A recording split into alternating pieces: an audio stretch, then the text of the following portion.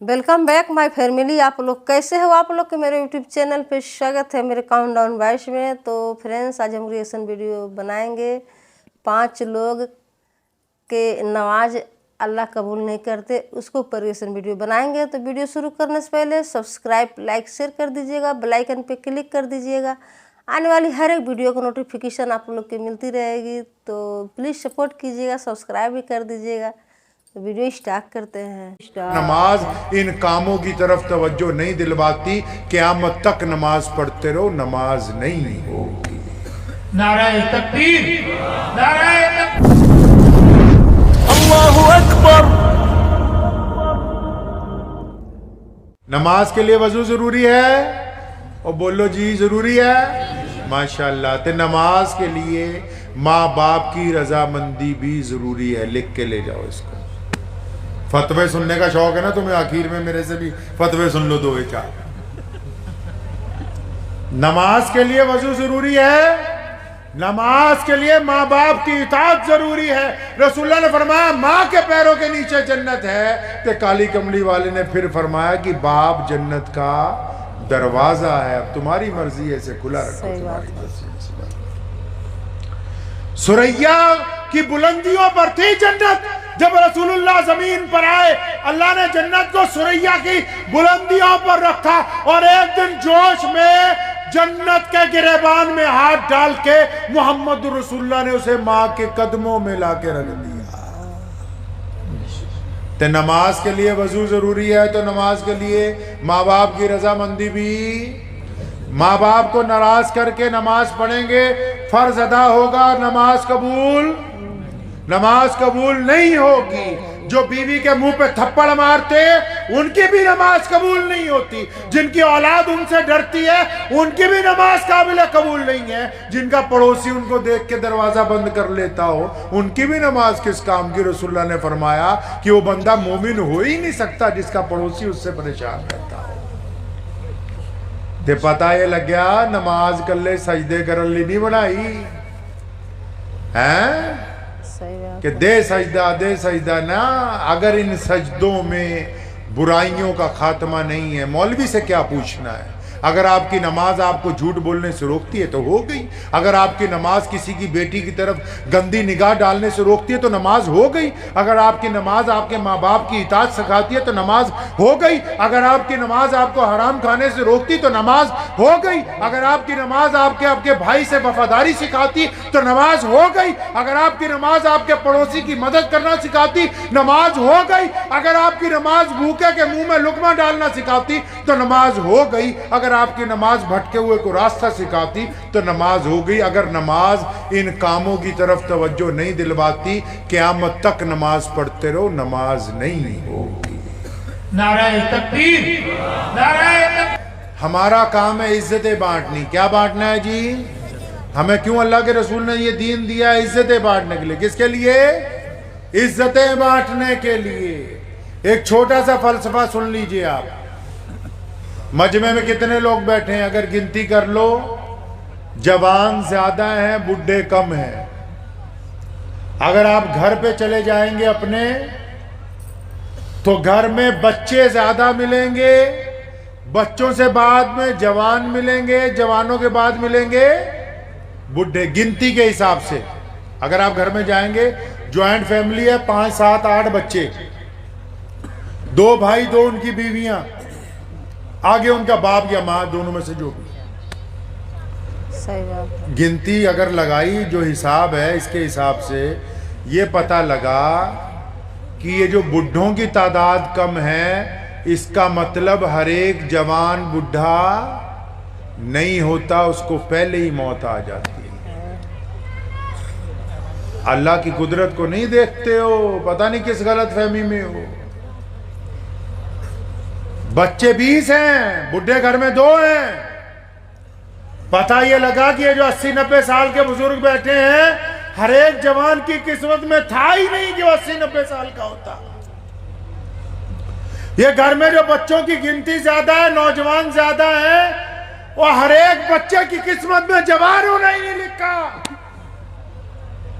कोई 10 साल की उम्र में, कोई 15 साल की उम्र में, कोई 20 साल की उम्र में, किसी को 30 साल की उम्र में, 40 साल की उम्र में जिंदगी धोखा दे गई। सबकी जिंदगी में जवान होना नहीं लिखा। कभी अल्लाह ताला के अल्फाबेटिक भी चेक करो, देखो किस हिसाब से दुनिया बनाई है। अब भी नहीं सुधरोगे। पीछे तो पलट के देखो, कभी कितनों को छोड़ आए, कितने बड़े थे आज हमारे साथ नहीं है, कितने यार दोस्त थे बचपन के कब्रों में चले गए, कितने भाई बहन थे जो आज हमारा साथ छोड़ के अल्लाह के हुजूर चले गए, कभी याद ही नहीं किया उनको। पीछे पलटो तो सही, देखो तुम कितने लोगों को छोड़ आए। इसलिए आगे जाने से पहले बाकियों को साथ लेना, लेंगे इंशाअल्लाह। अगर आप चाहते हैं किसी को जलील करना है, भैया इन्हें नीचे लगाना है, किसी को जलील करना है, नीचे लगाना है, तो उसके लिए आपको क्या करना होगा? पूरी पावर लगानी होगी किसी को जलील करने के लिए, किसी की बेइज्जती करने के लिए। छोटी सी मिसाल से समझाता हूं, फिर अपनी बात खत्म कर दूंगा। मिसाल के तौर पे आप छत पे खड़े हैं, आप भी और आपका मुखालिफ भी, चाहे वो आपका भाई है, चाहे आपका रिश्तेदार है, यार दोस्त है, दोनों आदमी छत पे खड़े हो। अब आप चाहते हो कि इसे नीचे उतारना है, तो आप उसकी पीठ पे दोनों हाथ लगा के जोर लगाओगे कि चल नीचे उतर। वो कहता है मैं नहीं उतरता। सही बात है। फिर भी आप 2-4 बंदों को लेके जोर लगाओगे तो वो धक्के से एक एक सीढ़ी नीचे उतरना शुरू हो जाएगा वो बंदा। लेकिन जब आप देखेंगे कि वो बंदा सीढ़ियां उतर के नीचे पहुंच गया, तो आप कहां पहुंचेंगे उस वक्त? आप भी उसके साथ नीचे पहुंच जाएंगे। पल्ले पई के नहीं। मतलब अगर ये ख्वाहिश है कि किसी को थल्ले लगाना है, जलील करना है, जब आप उसको प्रेस करना शुरू करोगे वो तो नीचे पहुंच ही जाएगा, उसके साथ साथ आप भी अपने मुकाम से नीचे चले जाएंगे। तो मेरे रसूलुल्लाह सल्लल्लाहु अलैहि वसल्लम ने क्या किया? मेरे रसूलुल्लाह सल्लल्लाहु अलैहि वसल्लम ने गिरते हुओं को उठाया है, छाती से लगाया है। ये शरीकिया नाल किसी दी बनती नहीं। मैं तो कहा करता हूं अक्सर अपने दोस्तों को कि अगर रसूलुल्लाह सल्लल्लाहु अलैहि वसल्लम ने ना कहा होता ना कि शरीकेदारों के लिए दुआ करो, ये बुराई करें तुम भलाई करो, अगर रसूलुल्लाह ना कह के जाते तो आज ये नस्ल खत्म हो जाती। रसूलुल्लाह ने फरमाया कि जो तुमसे बुराई करे तुम उससे भलाई करो, और इस हद तक भलाई फरमाया जब कोई मजलूम गरीब भी आ जाए तो फिर उसकी मदद के लिए भी उठ के खड़े हो जाओ, आंखें ना चुराओ, पूरी ताकत के साथ गरीब की मदद करो। कि अल्लाह ने फरमाया, रसूलुल्लाह सल्लल्लाहु अलैहि वसल्लम का हुक्म है कि तुम्हारी कामयाबी गरीबों के अंदर रखी गई है। तो करेंगे जी इंशाअल्लाह। तो अपने घर से शुरू करेंगे इंशाअल्लाह। नमाज जैसे मैंने आपको समझाई वैसे होगी इंशाअल्लाह। खासकर जिन्ने बूढ़े हैं, वैसे गुस्ताखी दी माफी नाल कहना, जो कोई साढ़े वर्गा 5 दिन बाद नमाज पढ़ना आ जाए ना, जैसे ही मस्जिद में आएगा, अच्छा आज तू किधर को मुंह उठाया भाई, तू कैसे आ गया गलती से? ताना देना सबसे बड़ा गुनाह है, सबसे बड़ा गुनाह। किसी को ताना दाना अल्लाह के रसूल सल्लल्लाहु अलैहि वसल्लम को पसंद नहीं है, मना फरमाया किसी को जलील करने की कोशिश करना। तो करेंगे कोशिश इंशाअल्लाह अच्छाई की इंशाअल्लाह। तो अपने घर से शुरू करनी है, ठीक है जी? कहां से शुरू करनी है? घर से। तो घर में से भाई किससे शुरू करोगे? कोई एक शरीफ आदमी बताओ। आप घर से तबलीग शुरू करनी है तो घर में किससे शुरू करोगे भाई? बोलो। माँ बाप से? अच्छा एक गल है, थोड़ा ट्रेंड सारे का एको ही है। मैं मानसे गया, उत्थे मोगे दे कोल पिंड है भलोर, उत्थे इदां ही मैं लोगों को कहा, मैं घरों शुरू करनी है आप सिस्टम ठीक करना। एक नूं पूछा, मैं कित्थों शुरू करेगा? जिद्दां आ कहंदे, वो कहंदा जी अपनी अम्मी तो शुरू करो। मैं बल्ले पुत्रा तू पढ़ाया। और माँ बाप से नहीं, यहां अपने आप से। हमने माँ बाप के लिए अच्छा बनना है, हमने अपनी बीवी के लिए अच्छा बनना है। हमारी अपने बच्चों से इतनी दूरी है कि जब हम घर पहुंचते ना रात को, तो जनानी कहती लानेदार आ गई, अपन अपनी खुड्डा च वड़ जाओ, सवेरे जाऊगा तो गल करांगे।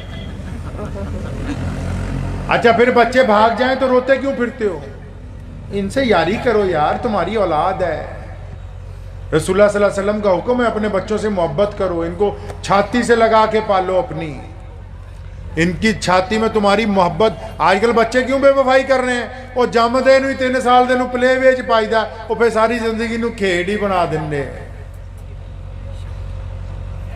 घर से शुरू करना है अपने आप से कि हमारे माँ बाप हमसे राजी हो जाएं। तो फ्रेंड्स वीडियो ख़त्म हो गई। तो फ्रेंड्स कितना अच्छा लग रहा था वीडियो देख के, मतलब कि 5 लोग जो 5 व्यक्ति होते हैं उनसे अल्लाह नमाज कबूल नहीं करते हैं। तो इसका मतलब यही मतलब बताए हैं, समझाए हैं कि अपने माँ बाप को हमेशा कदर करना चाहिए। अगर माँ जन्नत के नूर है मतलब, तो पिताजी मतलब जन्नत के दरवाज़ा हैं, हमेशा उनको मान सम्मान देना चाहिए। हर एक बाप को अच्छा बन के रहना चाहिए। कभी बाप को मतलब बच्चों के साथ अच्छा व्यवहार रखना चाहिए, अच्छे से प्यार से रखना चाहिए, तो बच्चे भी हमेशा अपने माँ बाप को साथ देंगे। अड़ोसी पड़ोसी से भी अच्छा व्यवहार बना के रखना चाहिए, तो भी हमारा साथ देते हैं। ऐसा व्यवहार मत बनाइए कि पड़ोसी भी मतलब हमेशा डर के रहें कि हमारा जो सामने वाला पड़ोसी है कितना डेंजर है, हमेशा मतलब लड़ाई झगड़ा करता रहता है। तो ऐसा नहीं करना चाहिए, हमेशा मिल मिलाव के रहना चाहिए। बच्चे के सामने अच्छे से उनको प्यार देना चाहिए, उनको इज्जत देना चाहिए, तो भी बड़े होके हमको इज्जत देंगे, प्यार देंगे। उनकी हर एक परेशानियाँ को सुनना चाहिए, दुख परेशानी उनका देखना चाहिए। अगर आज देखते हैं तो कल को भी हमारा देखेंगे, इज्जत करेंगे। माँ बाप को हमेशा इज्जत देना चाहिए, माँ बाप को हमेशा दिल से लगाना चाहिए। अगर माँ जन्म देती है तो पिता जो होते हैं पालते हैं। हर एक दुनिया के खुशियाँ मतलब खुश पिता करने की कोशिश करते हैं कि हर एक चीज़ ख्वाहिश सोचते हैं पिता कि हमारे बच्चे का हर एक ख्वाहिश पूरा हो। तो यही बात है, सबको सोचना चाहिए। एक बेटा को भी सोचना चाहिए माँ बाप को लिए, और माँ बाप को भी सोचना चाहिए बेटे के लिए। बहू को भी सोचना चाहिए अपने सास के लिए, सास को भी सोचना चाहिए अपने बहू के लिए। अगर बहू भी सास बेटी बना कर रखती है तो बहू भी अपने सास को माँ बना के रखती है, रखना चाहेगी। तो हम अगर किसी से प्यार करते हैं, उसको अच्छा मतलब उसके साथ व्यवहार करते हैं, तो भी हमसे ऐसा ही व्यवहार करेंगे, प्यार करेंगे। तो यही अल्लाह ताला मतलब यही समझाए हैं कि अगर किसी से आप प्यार करते हो, अच्छे व्यवहार रखते हो, अच्छा से मतलब बना के रखते हो, तो हम तुम्हारा नमाज कबूल करेंगे। अगर अच्छा नहीं है, तुम्हारे अंदर अच्छाई नहीं है, तो कितनों तुम नमाज पढ़ते रहो, पूरे जीवन लगा दो, फिर भी कबूल नहीं करेंगे। तो मुझे तो बहुत अच्छा लगा। सही बात है, हर एक चीज़ से एक सीख मिलती है, और सीख सबको लेना चाहिए। ऐसे दुनिया में मतलब अच्छे से इज्जत से रहना चाहिए, और सबको लिए इज्जत देना चाहिए, इज्जत लेना चाहिए। तो यही ज़िंदगी की कहानी है। तो फ्रेंड्स, तो मुझे तो बहुत अच्छा लगा वीडियो, आप लोग भी देखिएगा। तो ये हर एक चीज़ से सीख मिलती है, उससे एक जीने का नज़रिया मिलती है, एक देखने का नज़रिया मिलती है, जीने के तरीके मिलते हैं, एक सीख मिलती है। हर कदम पे चलने के एक उम्मीद रहता है कि कैसे हम आगे बढ़ें। तो यही बात है। तो मुझे बहुत अच्छा लगा, बहुत प्यारा लगा। तो फ्रेंड्स, आप लोग भी देखिएगा, आप लोग भी बहुत अच्छा है। तो friends, please subscribe, like, share कर दीजिएगा, बेल आइकन पे क्लिक कर दीजिएगा। आने वाली हर एक वीडियो की नोटिफिकेशन आप लोग को मिलती रहेगी। प्लीज़ सपोर्ट कीजिएगा, सब्सक्राइब भी करिएगा।